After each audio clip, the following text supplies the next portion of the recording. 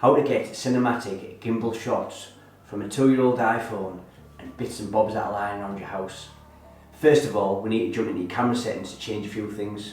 So let's do that now. So the first thing you need to do is jump into settings, scroll down to your camera, click on your camera, and then you will see recorded video. Now by default, your camera is set at 1080p, that's full HD, at 30 frames a second, which is fine. This will give you a really good quality video. However, if you want to get really sharp video footage, you want to be clicking on 4K at 24 frames per second. This will give you a really clear picture. Now if you want to work a little bit with a bit of slow motion, you can click it on 4K at 60 frames per second. But for the purpose of this video, let's just keep it at 24 frames per second at 4K. Now for that cinematic look that people look for, like Peter McKinnon's type of look, you can go on to slow-mo. Now by default, your camera is set at 240 frames per second. Now this is like super slow motion, 120 frames per second. Click on that and that'll give you a really nice slow motion feel.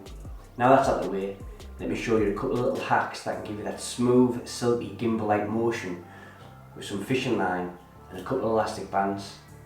Wrap one around the other in a loop and pull it tight. Then take the other one and do the same again. That gives you 3 loops. Thread one end of your phone through the other and one end through the other. That gives you a little rig set up.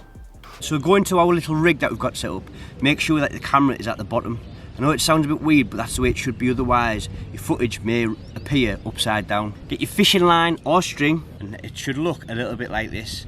You're good to go. So first you need to pick a subject or what it is that you need to shoot. For this video, I'm going to shoot this little motorbike here.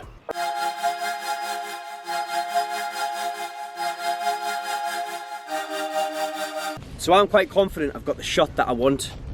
You are going to need a little bit of patience to do this shot because the camera does rotate, but you can use the rotation to your advantage. By shooting at 120 frames per second on your smartphone, which will cause a nice, smooth, silky cinema look, and that's what we're looking for. I'm going to go back home, edit the video, and it should look a little bit like this.